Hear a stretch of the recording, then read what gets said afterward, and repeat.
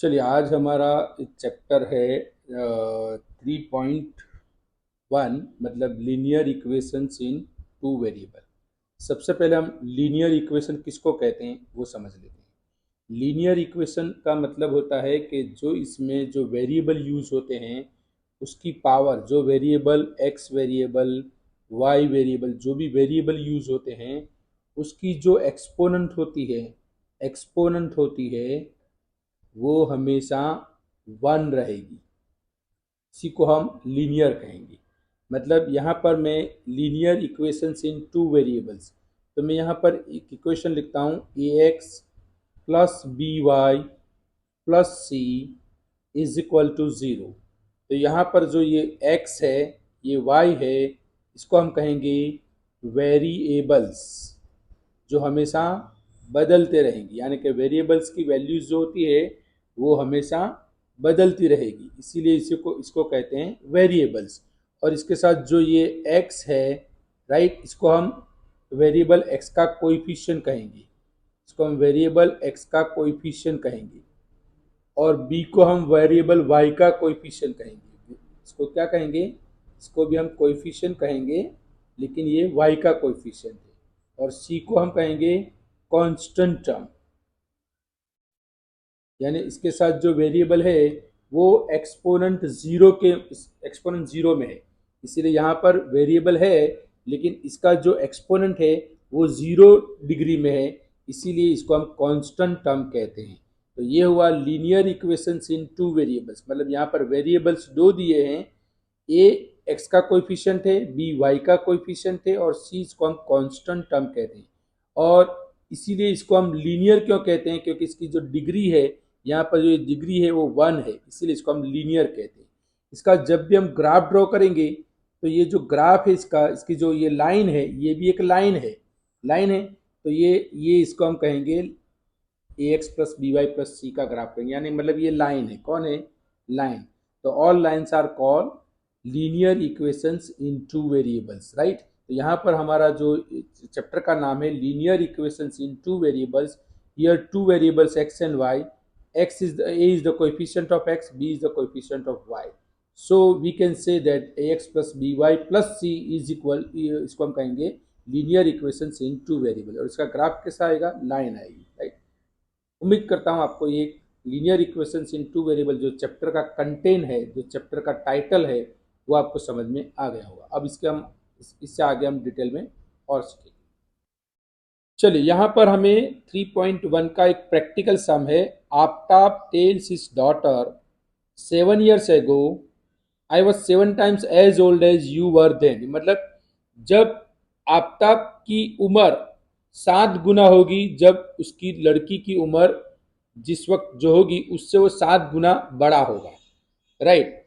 उसके बाद ये कहते हैं कि ऑल्सो 3 years नाउ, यानी कि 3 साल के बाद उसकी जो उम्र होगी, यानी कि आफ्ताब की उम्र होगी। आफ्ताब कहता है कि I shall be 3 times as old as you will be. मतलब 3 साल के बाद आफ्ताब की उम्र उसकी लड़की की उम्र से 3 गुना ज्यादा होगी। तो हमें इसको एल्जेब्रिकली, हमें इसकी ये जो दो सिचुएशन दी है, हमें एक 7 साल के पहले की और एक 3 साल के बाद की, ये दो सिचुएशन दी है।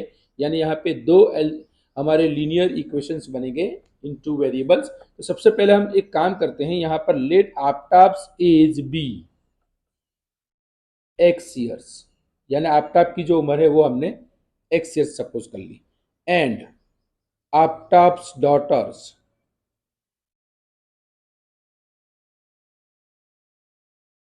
As y years.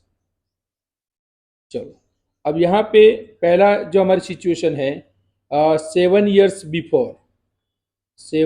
Before Aftab's age x minus 7 years and his daughter's age, यानी 7 साल के बाद उसकी डॉटर्स की एज क्या होगी? y minus 7 years। अब यहाँ पे अकॉर्डिंग टू सिचुएशन, मतलब यहाँ पे जो 7 साल पहले की उम्र की जो सिचुएशन है, अकॉर्डिंग टू द क्वेश्चंस, मतलब हमें जो क्वेश्चंस में दिया है वो हमें क्या दिया है कि भाई 7 साल पहले जो आफ्ताब की एज होगी और उसकी लड़की की जो एज होगी, यानी आफ्ताब क्या है कि भाई आई was 7 times old age you वर, मतलब ये आफ्ताब कहता है कि मैं 7 साल पहले तुझसे 7 गुना बड़ा होगा। मतलब ये 7 गुना बड़ा है, मतलब कि मान लो कि भाई ये 70 ईयर्स है तो ये 10 ईयर्स है। अब 70 और 10 दोनों इक्वल तो नहीं हो सकते हैं, तो हमें क्या करना पड़ेगा, 10 को 7 से मल्टीप्लाई करने पड़ेगा, मतलब इसको हमें 7 से मल्टीप्लाई करना पड़ेगा। तो जब तब जाके ये 7 × 10 70, यानी 70 बैलेंस हो गया। इस तरह से हमें समझना है। तो यहाँ पे मैंने 7 से लड़की की एज को हमें 7 से मल्टीप्लाई करना पड़ेगा। तो यहाँ पे हमें एक इक्वेशन मिलेगा x - 7y, मतलब ये 7y को मैं इधर लाया तो प्लस का माइनस हो गया, ये -7 इधर आएगा, मतलब -49 + 7। तो हमें यहाँ पर एक इक्वेशन मिला 40। ये हमें एक एल्जेब्रिकल इक्वेशन एक मिल गया हमें, ये सेकंड। अब हमें यहाँ पर दूसरा ये कहते हैं, next situation is also 3 years now, मतलब 3 ईयर्स हैंस, मतलब 3 साल के बाद, 3 ईयर्स हैंस। चलो आफ्टाब्स एज कितनी होगी 3 ईयर्स के बाद, x + 3 years, right. And his daughters as,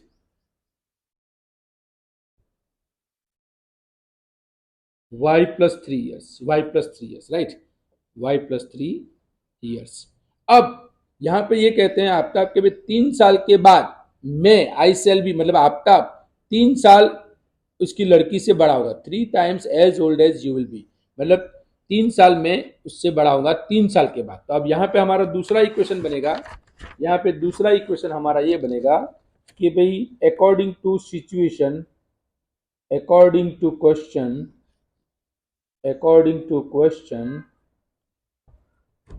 यहाँ पे हमारा बनेगा x + 3 = y + 3। ये है आफ्ताब की और ये उसकी लड़की की उम्र है। अब 3 साल के बाद ये 3 टाइम्स होगा, मतलब ये 3 गुना ज्यादा होगा, इसकी जो उम्र होगी उससे 3 गुना ज्यादा। अगर मान लो कि भाई ये 10 है तो ये 30 होगा, अगर ये 20 है तो ये 60 होगा। तो समझ लो कि भाई ये 3 गुना इसको करना पड़ेगा, मतलब 3 से मल्टीप्लाई करना पड़ेगा। तो यहाँ पे x + 3 = 3y + 9, x - 3y, ये +3y इधर आया तो माइनस, ये +3 इधर गया तो 9 - 3, तो x - 3y = 6। तो यहाँ पे हमें ये दूसरा इक्वेशन मिल गया, यानी 2 इक्वेशन हमारे आए यहाँ पर। एक इक्वेशन आया x - 7y = -42 and second one is x - 3y = 6। अब इसको हम ग्राफिकली भी हम इसको बता सकते हैं, ग्राफिकली भी। ये हमें क्वेश्चन पूछा गया है ग्राफिकली बताने का, लेकिन अभी मैंने आपको एल्जेब्रिकली इसके जो 2 इक्वेशन फॉर्म होते हैं वो मैंने आपको बताया। उम्मीद करता हूँ आपको ये कंटेंट समझ में आ गया।